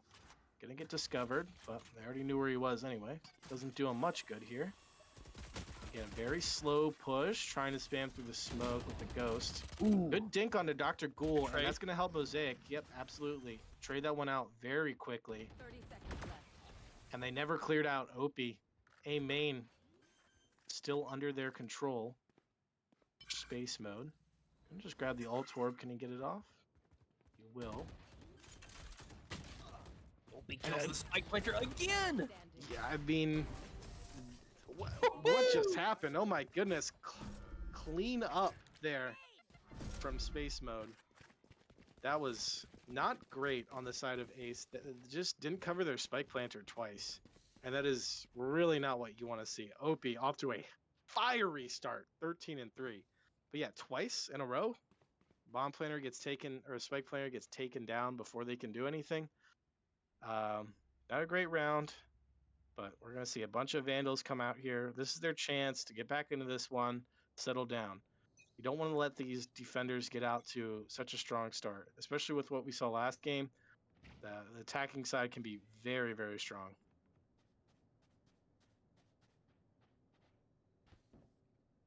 Looks like it's going to be a B push this time. Not a lot of fakes going on this game.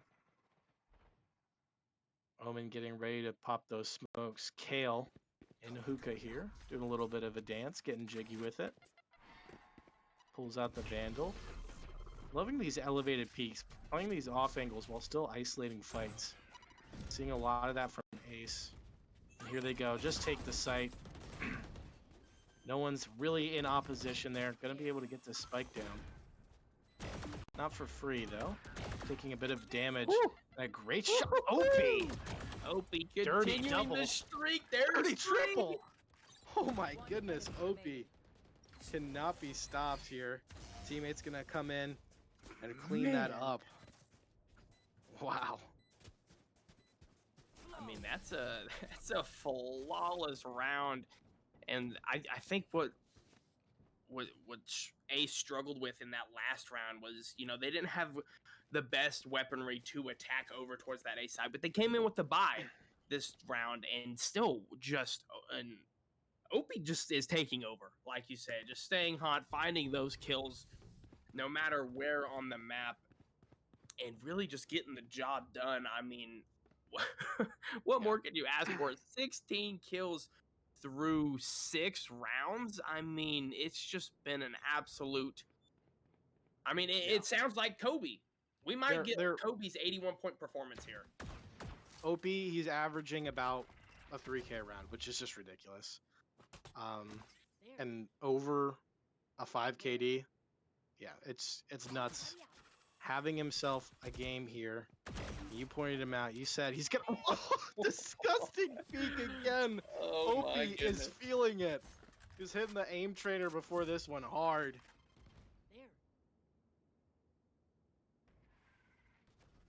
He has been the key to so many of these successful rounds for space mode. Trying to push in.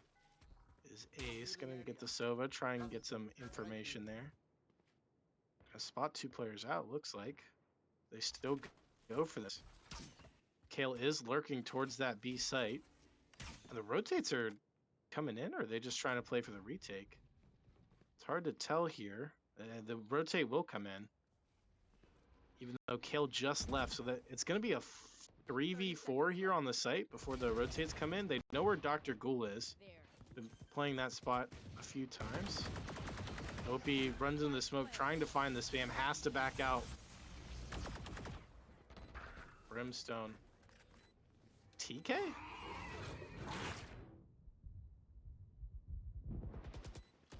Opie staying alive at the back of the site here, despite some of the spam from Ace. Can't quite find the 2 taps HP. there. Yeah.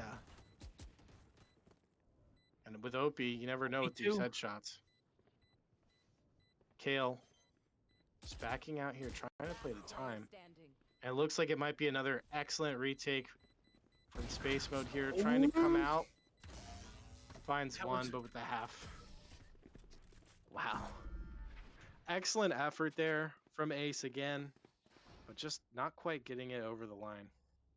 I think that was a really good attempt there from Luna to just stay quiet over towards Showers in A and just be patient, you know, try to find and wait as long as you can to and I think if would have got the diffuser before it got halved, I think would have had a chance to get the round win just because there's only 4 seconds left after the diffuse came in. So I think would have had enough time there, but I think what's been really successful for Space Mode is obviously Opie getting an insane amount of kills, but also knowing when and when not to overheat. I feel like Raze players especially can start to just overchow too much or heat up too much and take chows that aren't in their favor. With the way Opie's playing right now, I'm not sure there is an unfavorable chow for them, but I think really just staying alive and knowing when to just continue to be aggressive, or like we saw, I believe in that round 4, just stay alive over towards Showers. No need to peek out and overchow and keep exposing yourself. Just play time, spike the planter if you need to, and I think that's been really successful for Space Mode on defense. Yeah, and the retakes have been great. And like you mentioned, OP can't get overzealous here, can't overswing, and they did a little bit on that retake, didn't end up mattering too much. Teammates helped clean up there, but yeah, we're starting to see that kind of few ego swings popping out. But when you're hitting them, why not? You know, typicality using his chamber ult here. Scoped up here, and it seems like they're ready for this hit, but will they be ready for the 4-person hookah push? SQD hanging around, examining the wall there. It's a nice wall. But here we go. Bunny, Mosaic, SQD trying to push in here, and SQD will pick off that rotator. Dog Clan bring it up here. 5v4, and here comes the push. They jump out. Are not stopped at all. OP forced off the angle by that decay. Luna holding it through the smoke. SQD gonna find typicality, but immediately traded, and now into a 3-on-2. 2v2, just like that. Excellent flank here. Something we talked about that has been very effective for both defensive sides. Bunny gonna find the shot basically through the smoke there. Opie isolates the 1v1. Raze versus Raze. 16 health, needs the headshot. Needs it. He needs anything. He needs a peek, and he gets it. Victory? No way. Bunny runs through. Oh my goodness, and that was about the only way that OP could have won that one. But Bunny must have been worried that OP was sticking that one. I mean, it's hard not to be when you have such an excellent player who is just dominating right now, to not be worried about that type of play. And that's the problem, is when you have another player on the enemy team, you feel like they can do no wrong. You feel like they've got you at every moment. And you know the saying, pros don't fake. And right now, OP looks like a pro. So I completely understand the chow there from Bunny Fufu trying to make sure OP wasn't on the defuse. But that's just great awareness coming in from OP to just be so far away from diffusing the spike that had such a favorable angle onto Bunny Fufu when it was they a great did offense. chow. And great patience too. Was not worried at all about the spam. Didn't go back to like double tap on the spike or anything. Just followed the play, trusted himself. Here we go. Another B play coming in. Can Ace get the spike down? And more importantly, can they hold on the retake?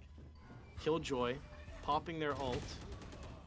Mosaic gonna put that down and the spike about the same time. Opie jumping in.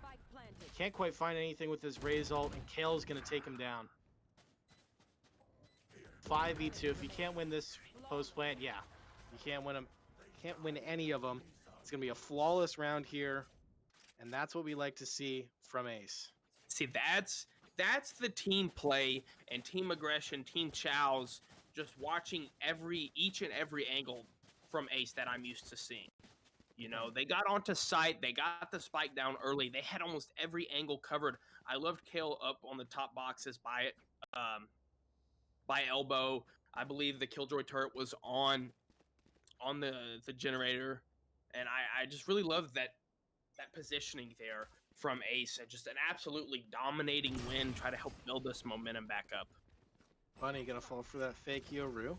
Gives them a little bit of information, but not nothing that they wouldn't have learned. See Bunny in the sky. Bunny just elevating there. Gonna charge down, find that brim, and open up this site. They look hesitant to plan. I would be too after what Opie did that one round, taking down 2 spike planters. And Opie, can he do it again? Nope, he's smoked off. Playing around, trying to find some spam. Gets a little bit of damage. Typicality gonna take down Bunny, and now it's a 3v4. Very doable, especially with what we've seen from Opie. Typicality can't quite find the shots on either of his players duels. weak. Opie will find the spam. They know that there's a second one here, but Luna gonna take one down regardless. Typicality just spots him, and Opie with an excellent spam. And now, all of a sudden, a 4-on-2 turned 1v1, and Opie finds the shot. Who else? Opie. Can't stop saying his name. Once again, 22-4. I mean, like I said, that round was a 2v4 post plant situation in favor of Ace. They had members in favorable positions. They had the setup, but it's Shaq and Kobe with Typicality and Opie. I mean, what more could you ask for? We saw that so many times last week where those two can just play off of each other so well, getting those trades and just winning the gunfights. I mean, Opie with 3 in that round. I think Typicality found the other 2, but I mean, that's how you respond winning an unfavorable defense after just getting obliterated the round before.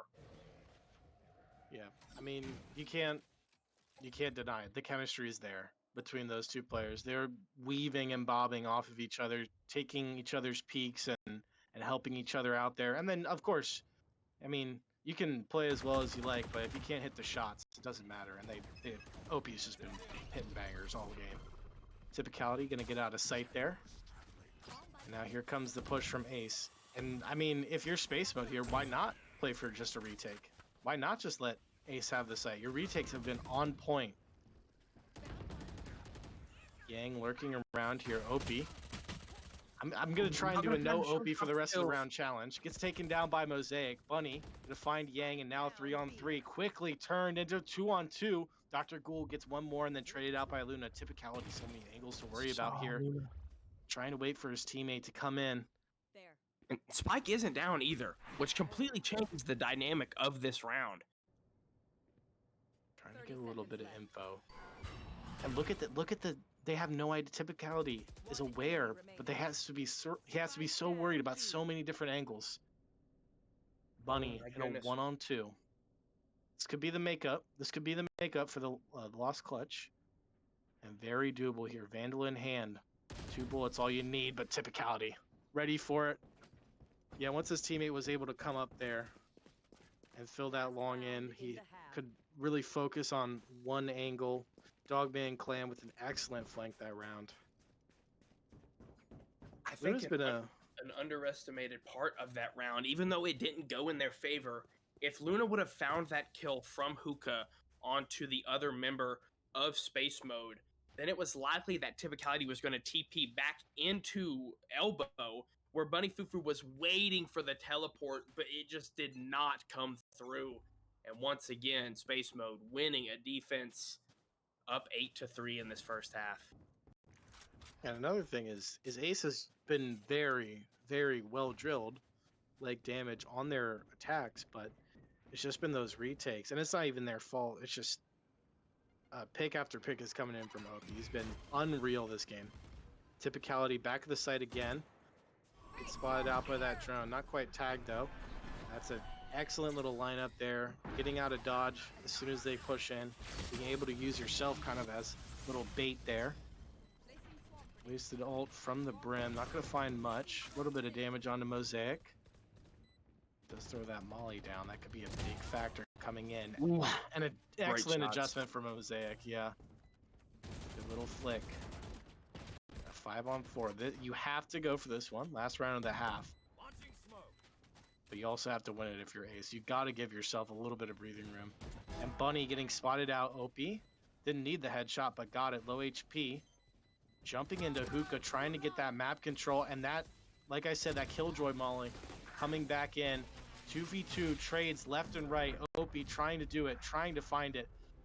But at the end of the day, spike goes off. That Killjoy molly, excellent for Mosaic. Pretty much won them that round.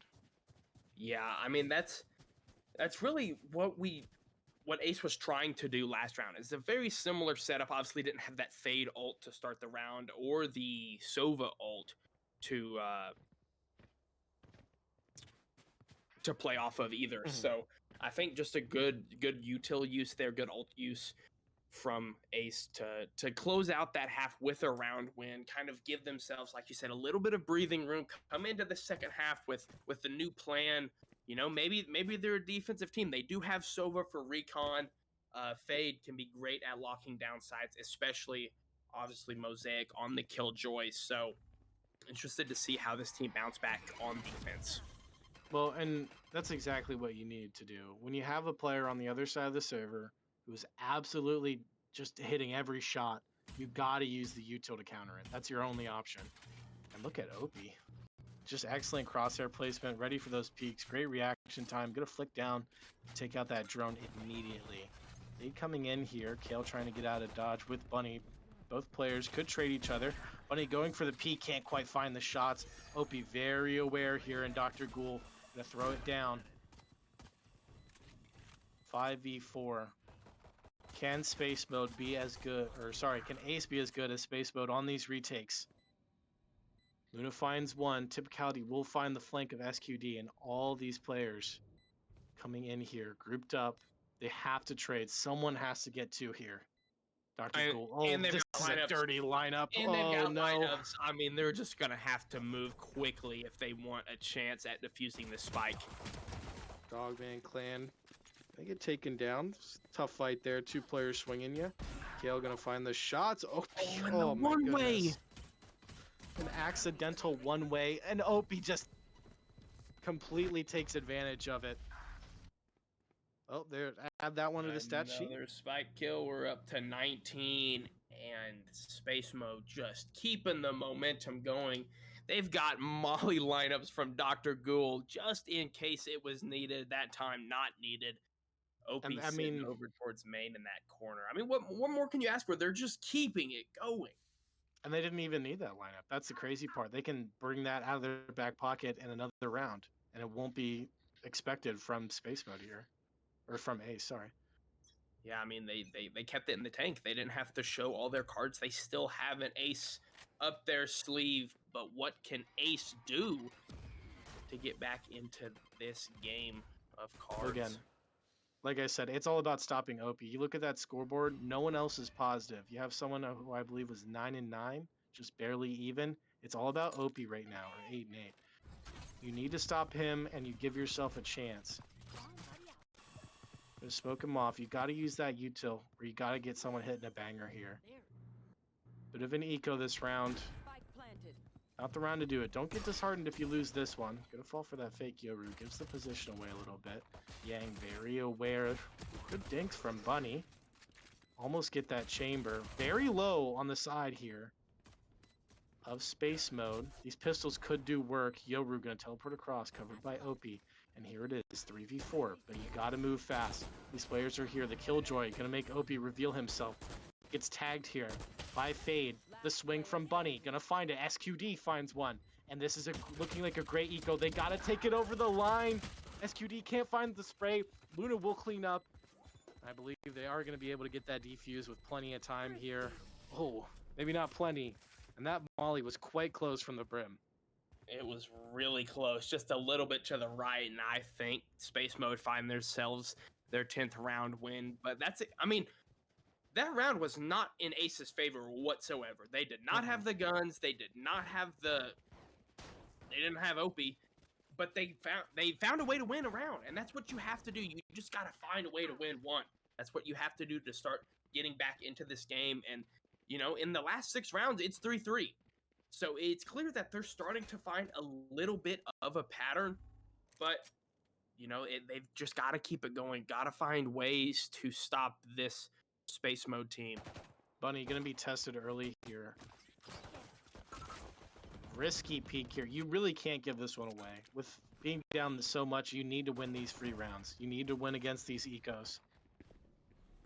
Rotate's coming over, but not a full commitment yet. And in fact, it looks like Space Mode's backing away, going for the full rotate through their spawn. But Ace is reading it, sending that rotate back over towards the B site. And do they start to walk, or are they just going to go straight for it? Cutting sound a little bit, but the smokes are coming down. They're going to commit. SQD going to call out, hey guys, get over here. The rotate's coming in. All 5 players starting to push here for Space Mode. Yang getting up close and personal in that smoke. Oh, almost gets it. Dink coming in, but Yang adjusts in time, but they're going to be pushed off of the site here. SQD still at the back, needs to find the spray. Can't quite do it. Kale, though, will take down Dr. Ghoul, who has been very good on these post plants with those Brim Molly lineups. Bunny trying to come in here, but Opie going to use the ult, and all of a sudden, it's a 1v2. They needed this round. Both players low, though. Mosaic has shown flashes of brilliance here on this map. Need one right now. And who else would it be? Opie with 4. Gonna shut it down. 32-6.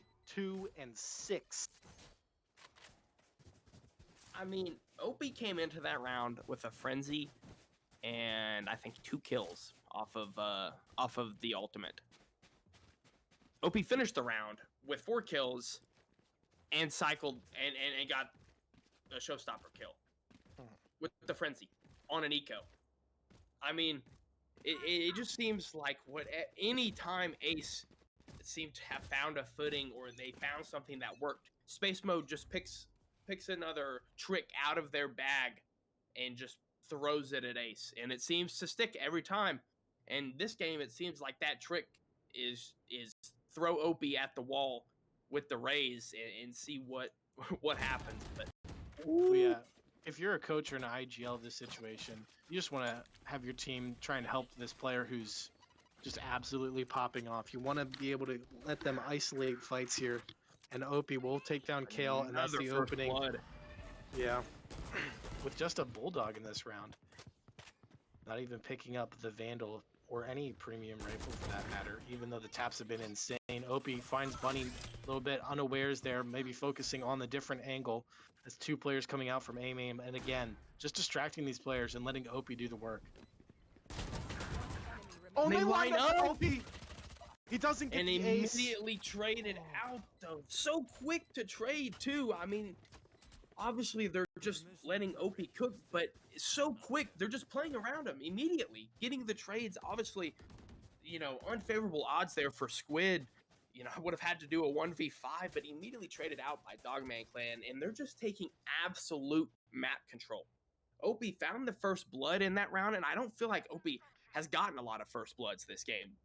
A lot of the kills have been coming mid to late round, closing out the rounds, but whenever, you find those first bloods, obviously the round is going to be in your favor, and they got that first blood over towards A, and immediately got on site, got the plant down, and it was wraps from there. What do you do here if you're Ace? I mean, you don't want to buy into this one. You don't want to give it up. Just a light investment here. Because they need that money for the last round. But not giving themselves a great chance. They're going to be up against map point. They're going to have to be flawless if they lose this one. We have seen a few thrifties come in so far today. Opie just baiting a little bit with that satchel, trying to push Luna out, but they won't flush him out. Yeah. Dr. Ghoul in combination with OP. SQD with a nice flank. Could catch one. Oh! Tries to trigger discipline a little bit. OP finds another headshot, and now a 1-on-5. Main Mosaic just goes down. Yeah, OP is an unstoppable force right now.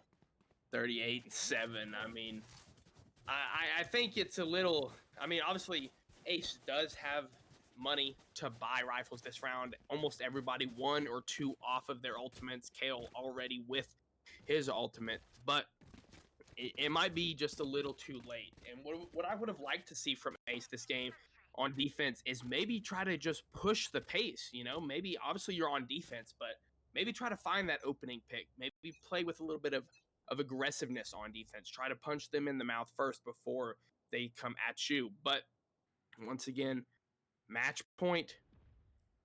Could be the final round. KO with that Phantom. Gonna need a headshot and a little bit more if he wants to take down any of these players.